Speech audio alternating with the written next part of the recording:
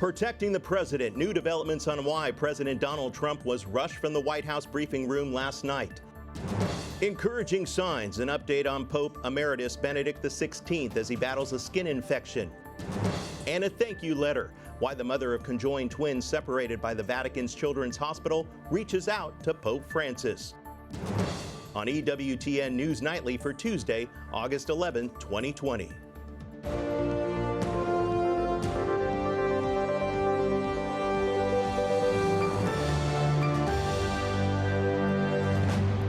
Good evening and thank you for joining us tonight. I'm Eric Rosales in for Tracy Sable. Well, we begin tonight with developing news. In the race for the White House, Joe Biden has named California Senator Kamala Harris as his running mate, making history by selecting the first black woman to compete on a major party's presidential ticket.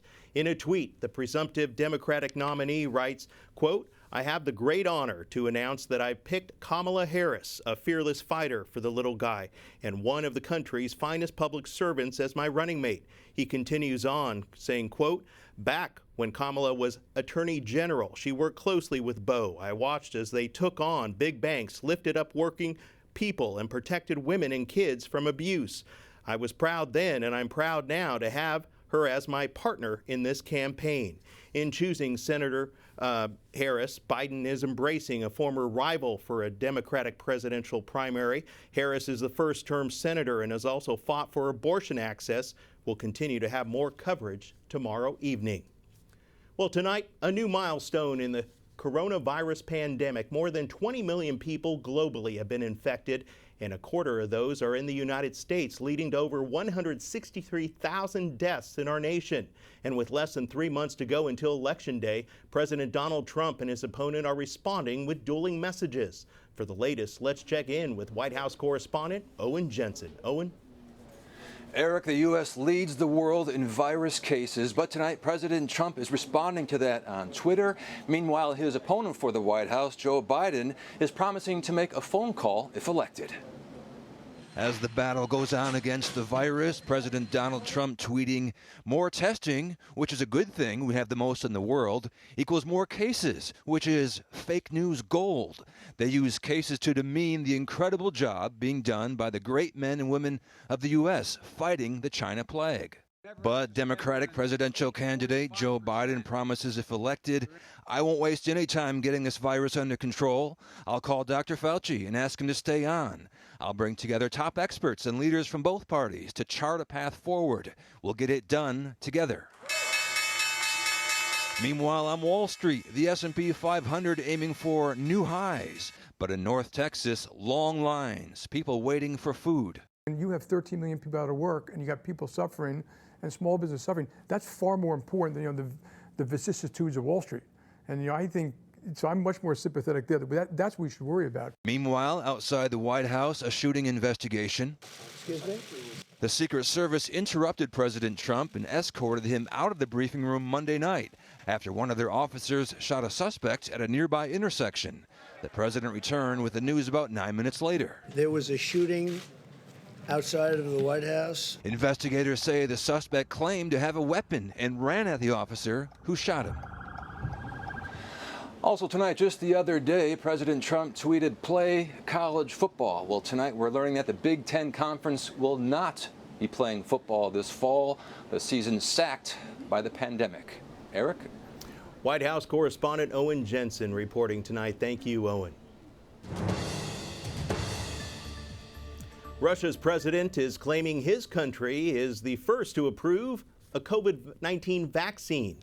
But scientists are skeptical because Russia has not completed phase 3 testing, which involves thousands of volunteers over several months. We expect, tens of thousands of volunteers to be vaccinated within the next months. And then starting from October, it will be used for mass vaccination in Russia, again, on a voluntarily basis. Russian President Vladimir Putin is emphasizing the new vaccine offers immunity from COVID-19. He also says one of his own daughters has already received the vaccine. The Secretary of Health and Human Services says it's more important to have a safe vaccine than to be first. Speaking in Taiwan, Alex Azar also called out the Chinese Communist Party for not cooperating. Beijing appears to have resisted information sharing. muzzling doctors who spoke out, and hobbling the world's ability to respond. Secretary Azar added that China has failed to live up to its international obligations. He's the highest level U.S. official to visit Taiwan since 1979. As Americans continue to find the way forward in the wake of the COVID-19 pandemic, 3 Catholic doctors say Catholic social teaching may provide a path to unity in policy making related to stopping the virus. Joining me now on Skype from one of the articles is Dr. Thomas McGovern, a national board member of the Catholic Medical Association and host of EWTN's Dr. Doctor, the CMA official radio show. Dr. McGovern, thank you for joining us. Thank you for having me. And during this public health crisis, we've talked a lot about all the needs out there and need to balance medical concerns with personal concerns and also religious liberty, for example. How does the moral and social teaching of the Catholic Church give us a framework in order to do that? The Church gives us the 4 pillars of Catholic social teaching. First, the dignity of the human person. And that's what libertarianism seems to take as the only principle. Then the common good, which means allowing every person the opportunity to flourish, not just the greatest good for the greatest number, which is utilitarianism's viewpoint. And then solidarity, we're all in this together. And finally, subsidiarity, allowing those closest to a problem to come up with solutions. Now, without a vaccine, we as a society are reliant on what you referred to as non-pharmaceutical interventions to control the spread of the virus, such as social distancing, but these can be harmful effects as well, could they not? There's a robust science now showing that social isolation, whether or not people feel lonely, leads to a 25% increased risk of death. On this Feast of St. Clare, I particularly remember my mother-in-law, Clara, who died on July 8th from forced isolation in the assisted living portion of a nursing home. No visitors allowed. Wow. Also, as unemployment goes up, suicides and drug overdose deaths go up. And as there was reduced medical care during late March, April, and May, there were an increased numbers of deaths due to heart attacks, strokes, and there are many other problems like reduced vaccinations. Specifically, what would you like to see in terms of policies that incorporate Catholic social teachings going forward? I'd like to see a dashboard that has more than just the number of cases, hospitalizations, and deaths due to COVID. I'd like a dashboard that looks at everything involved with human flourishing. Look at the whole person, not just the physical body, and find safe ways to do all those things that are important to human beings, and use the principle of subsidiarity to allow those closest to the problem to come up with the solutions. Valuable information there. Dr. Thomas McGovern, National Board Member of the Catholic Medical Association and host of EWTN's Dr. Doctor. Thank you for joining us. You're welcome. Catholic bishops in Nigeria are pleading with the government to stop the killing of innocent people by terrorist groups. The Bishops' Conference of Nigeria is concerned about the increasing attacks in northern Nigeria. In a statement, they write in part, quote, "We continue to hear an increasing insecurity and unabated acts of terrorism in northern Nigeria. We are all tired of this situation." The foreign minister of Germany is demanding that the thousands of protesters detained in Belarus be released, quote, immediately. He was speaking along Russia's foreign minister, and he says that the EU should consider sanctions against Belarus. One protester was killed Sunday after the vote, and another 2,000 were detained last week. Police also fired tear gas, fired rubber bullets, and also hand grenades. President Alexander Lukashenko, who ruled for 26 years, they say stole the elections. The Palestinian militant group Hamas is sending balloons loaded with bombs from the Gaza Strip. The Israeli Prime Minister is threatening a, quote, heavy price if they don't stop. Benjamin Netanyahu is closing the only crossing point with Gaza. The balloons have started several fires on the Israeli side of the border. The foreign ministers of both Egypt and Jordan are visiting Lebanon 1 week after the catastrophic explosion that destroyed Beirut's port. They're showing support for the people of Lebanon and met with the Maronite Christian president of Lebanon. Both Egypt and Jordan started sending aid after the blast damaged large parts of the capital last Tuesday. There was a moment of silence today in Beirut to commemorate 1 week since that deadly explosion. The blast killed 160 people and injured thousands of others. It also caused about $15 billion in damage. International leaders have pledged hundreds of millions of dollars in aid. Today, France sent 3 boats loaded with soldiers and even supplies to Beirut. The Vatican said last week that it's sending $300,000 to the church in Lebanon. Rita Rhayem is the general director of the Caritas Lebanon, a Catholic organization that is helping people out there in Lebanon. Thank you so much for joining us, Rita. Thank you for having me. First of all, give us an update on what it's like in the streets of Beirut right now.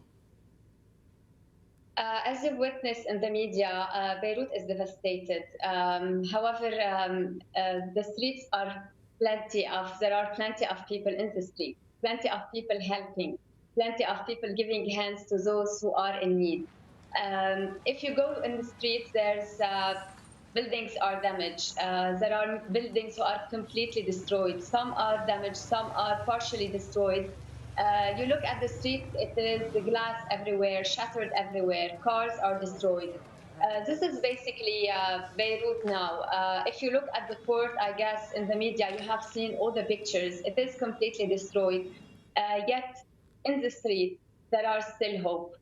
There's the hope of young people coming from across Lebanon to support people living in Beirut.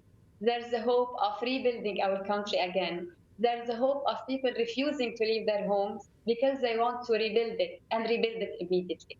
Amen to that. And your organization is doing the hands and feet of Jesus. And how are you helping the people of Lebanon there for our viewers at home? Immediately after the blast, our youth, we have 750 youth volunteering at Caritas. So immediately the youth went to rush to the hospitals to assist with the security, but as well as with the first aid assistance. The second day, because our offices were damaged in Beirut, the second day we had 2 tents, one in Ashrafiyya in Tessin and another one in Jumeirah.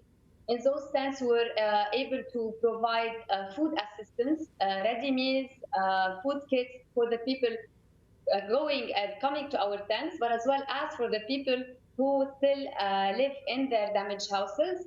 We had the mobile medical unit, so we were providing primary healthcare services, free consultations, free medications, but as well as free mental health services.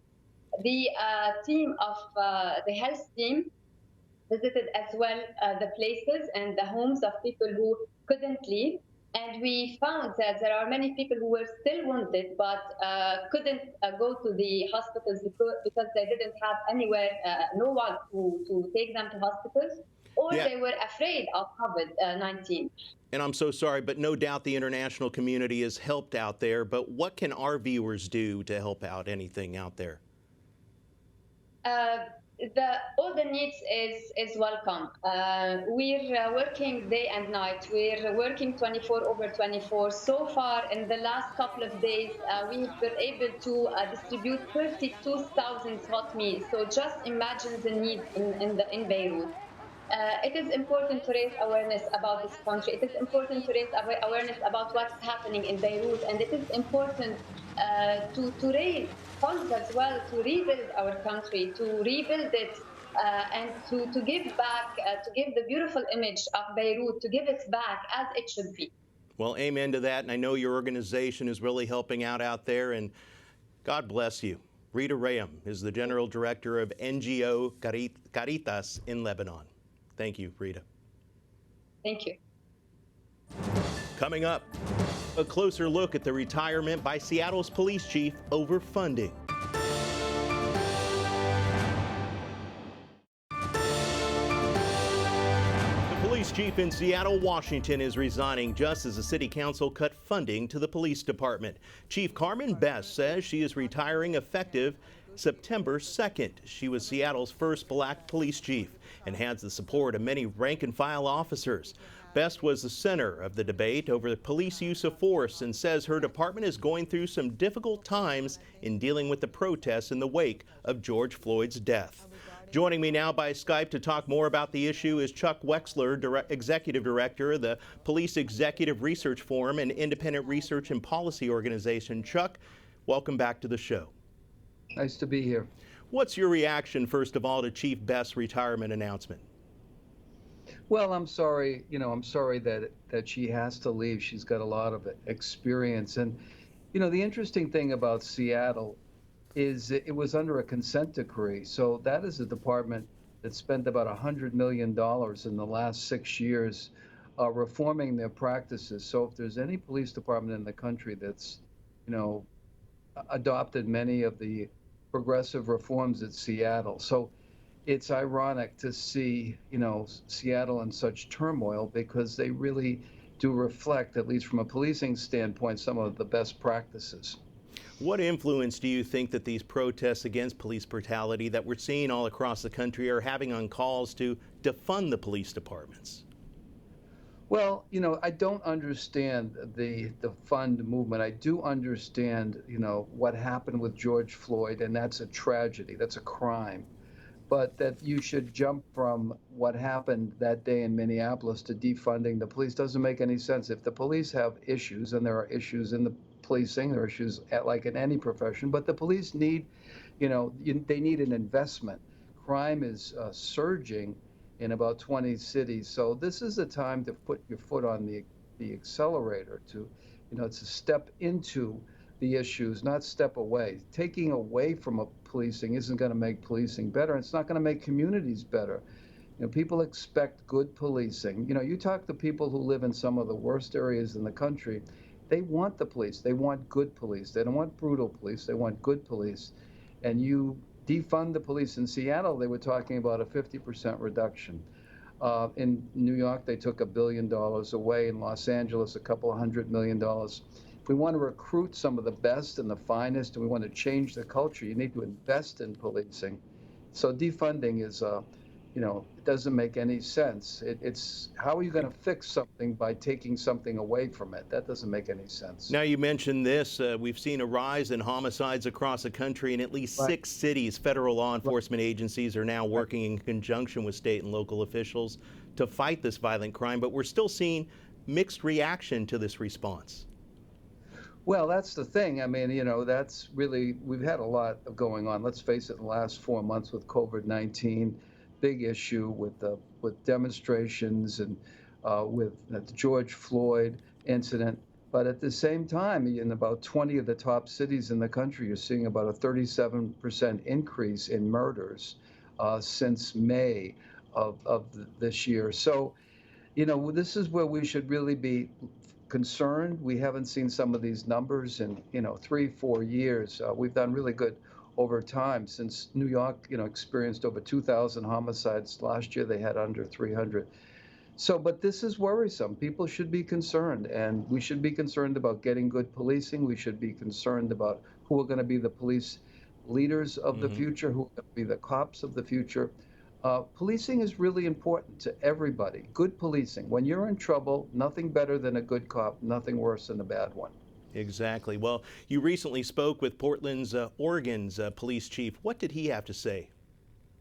Well, he's got a tough job. One day he's a lieutenant, next day he's a police chief. And, they've had 60 days straight of protests. And Portland's another city with a, police department, very progressive police department. And, it's like a nightmare for them in terms of not the demonstrators. The demonstrators, that's the interesting part of this issue. The demonstrators, for the most part, they're expressing their First Amendment rights. But it's this group within the demonstrators that it's wreaking havoc. And that's a real challenge. And that is worrisome. I mean, you have this group that is really causing a lot of problems in cities, and police departments never used to use tear gas. I mean, you have to go back 20, 25 years. And what do you do, like in Chicago the other day when they're breaking windows in Michigan Avenue and so forth? And so it's a challenging time. The police have been through these kind of things, but the answer has always been, how do we fix it? How do we make it better? Not how do we defund it, especially at a time when you're seeing crime going up. Well, Chuck Wexler, Executive Director of the Police Executive Research Forum, thank you for your insight. Thank you for having me. Up next, more Catholic schools are shutting down. The number is over 100 and growing. We have a report.